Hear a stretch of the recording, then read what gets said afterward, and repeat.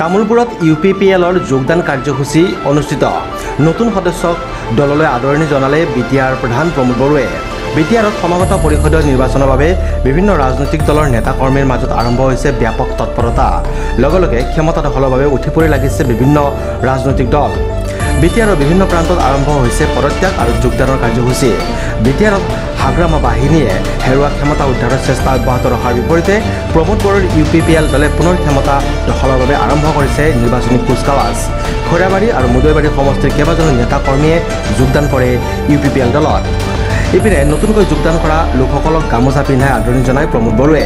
UPPL দলৰ যুৱ নেতা পদুম বৰ্মনৰ নেতৃত্বত এই যোগদান কাৰ্যসূচীত UPPL দলৰ নেতা কমল চৌধুৰী প্ৰমুখে কেইবাগৰাকীও নেতাকৰ্মী উপস্থিত থাকে।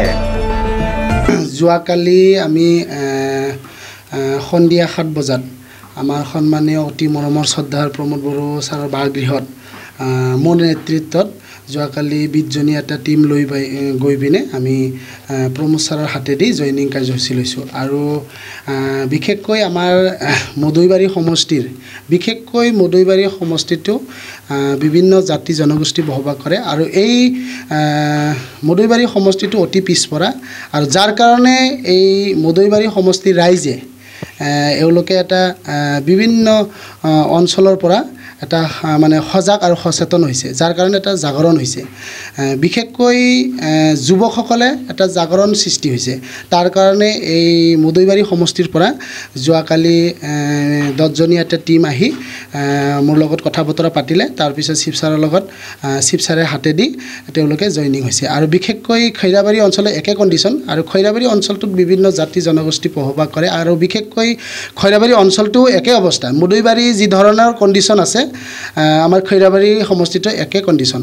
আৰু এই খৈৰাবাৰী অঞ্চলটোত বিভিন্ন মানে বিজনেছৰ ক্ষেত্ৰতে হওক বা অন্যান্য যিকোনো দিশত শিক্ষা দীক্ষাৰ ক্ষেত্ৰত পিছপৰা। তাৰ কাৰণে খৈৰাবাৰী অঞ্চলৰ বা খৈৰাবাৰী সমষ্টিৰ ৰাইজেও মানে এটা জাগৰণৰ সৃষ্টি হৈছে আৰু সজাগ আৰু সচেতন হৈছে। তাৰ কাৰণেও 10জনী এটা টীম গৈ এওঁলোকক শিৱ ছাৰ প্ৰমোদ বড়োৰ যিটো নেতৃত্বত যিটো UPPL দল প্ৰমোদ বড়ো ছাৰৰ যিটো নীতি আৰু আদৰ্শ ভাল পায় মোৰ নেতৃত্বত যোৱাকালি প্ৰমোদ বড়ো ছাৰৰ বাসগৃহত তামোলপুৰত যোগদান কৰিছে। তাৰ কাৰণে পোনপ্ৰথমে আমাৰ 20জনীয়া টীমক মই পোনপ্ৰথমে ধন্যবাদ জনাইছোঁ আৰু ভৱিষ্যত উজ্জ্বল কামনা কৰিছোঁ। একেলগে কাম কৰিম আৰু ভৱিষ্যত বিভিন্ন জাতি জনগোষ্ঠীৰ হৈ মাত মাতিম। আমি যুৱকসকলক এটাই আহ্বান কৰিব বিচাৰিছোঁ আজিৰ মিডিয়াৰ যোগেদি যে বিশেষকৈ আমাৰ বিটিআৰত এটা শান্তিৰ এটা বাতাবৰণ চলিছে আৰু বিশেষকৈ এই শান্তিৰ বাতাবৰণত বিশেষকৈ আমি আজি চাওক 10টাই হওক 11টাই হওক ৰাতি 12টাই হওক অপেনলি ঘূৰিব পৰা হৈছোঁ। এটা শান্তিৰ এটা মানে জল মটমট এটা পৰিৱেশ আহিছে। তাৰ কাৰণে এই ৰাইজে বিশেষকৈ সাধাৰণ ৰাইজে মানে খুব নিৰাপত্তাত থাকিব পৰা হৈছে।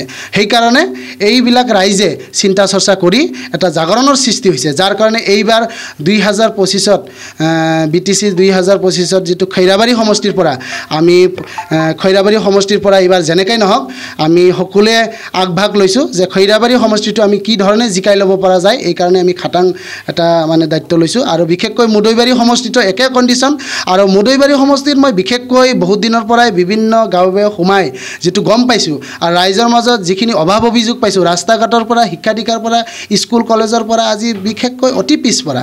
আৰু সেই মুদৈবাৰী সমষ্টিটোত বিভিন্ন জাতি জনগোষ্ঠী বসবাস কৰে আৰু বিশেষকৈ কোনো জাতিৰে সমস্যা সমাধান হোৱা নাই। তাৰ কাৰণে ৰাইজে সজাগ আৰু সচেতন হৈ এইবাৰ 2025ত মানে BTC নিৰ্বাচনত মানে ভাল এটা ফলাফল ল'ব বুলি মই আশা কৰিছোঁ।